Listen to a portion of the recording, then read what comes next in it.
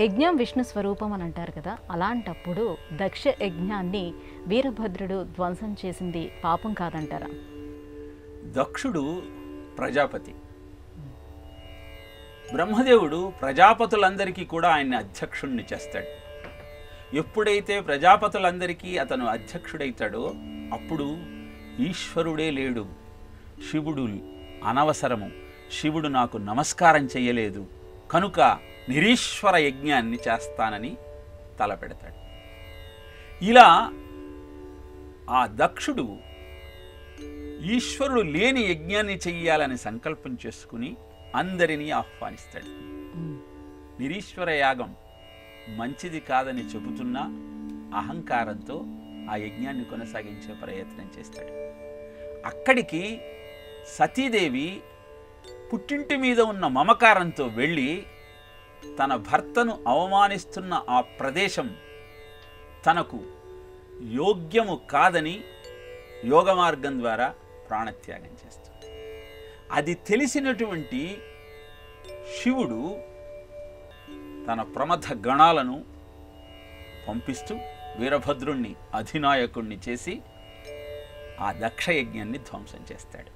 ఇది దక్షయజ్ఞ ఘట్టం. దీంట్లో మనం తెలుసుకోవలసింది ఏమిటి అంటే ప్రతివాడు దక్షుడే. దక్షత అంటే స్కిల్, ఏదో ఒక ప్రతిభ ప్రతివాడిలోనే ఉన్నది. మరి ఆ ప్రతిభ ఎవరి ద్వారా నీకు అందజేయబడినది? ప్రతిభ అంటే అర్థము ప్రతి అంటే ఇన్స్టెడ్ ఆఫ్, బదులుగా, భ అంటే జ్ఞానము, వెలుగు, చైతన్యము. ఆ భగవంతుడి యొక్క అంశ అతనికి బదులుగా నీలో ప్రవేశింపబడింది.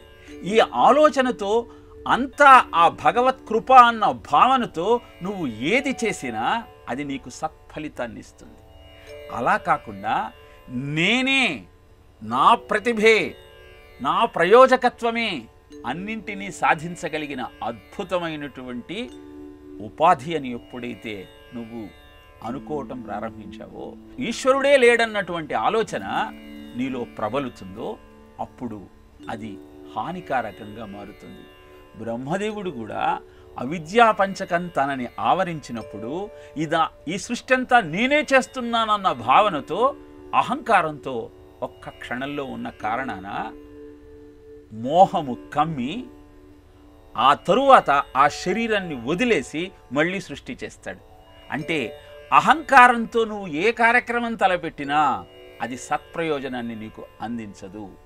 అందుకే భేషజం భవయోగిన మఖిలార్థ సంపద సాధనం దక్షయజ్ఞ వినాశకం త్రిగుణాత్మకం త్రివిలోచనం భుక్తి ముక్తి ఫలప్రదం సకలాఘ సంగ నిబర్హణం చంద్రశేఖరమాశ్రయే మమ కిం కరిష్యతి వయ్యమః. దక్షుడి అహంకారాన్ని ధ్వంసం చేసి రోగములు భవరోగాన్ని పోగొట్టగలిగినటువంటి ఆ వైద్యనాథుణ్ణి నేను ఆశ్రయించాను. నా భుక్తి ముక్తి అన్నీ ఆయనే. అతను నా దగ్గర ఉన్నప్పుడు నాకేమిటి భయమని మృత్యు కౌగిలిలో చేరబోయేటువంటి ఆ మార్కండేయుడు అనుకున్నాడు. కనుకనే చిరంజీవిగా లోకాలందరికీ ఆరాధ్యుడయ్యాడు. అలా నీలో ఉన్నటువంటి గొప్పతనము ఆ భగవంతుడు నీకు ప్రసాదించిన వరము, ఏ పూర్వజన్మ సుకృతమో ఆయనను నువ్వు ఆరాధించగలుగుతున్నావు అన్న భావన నీలో ఉండాలి.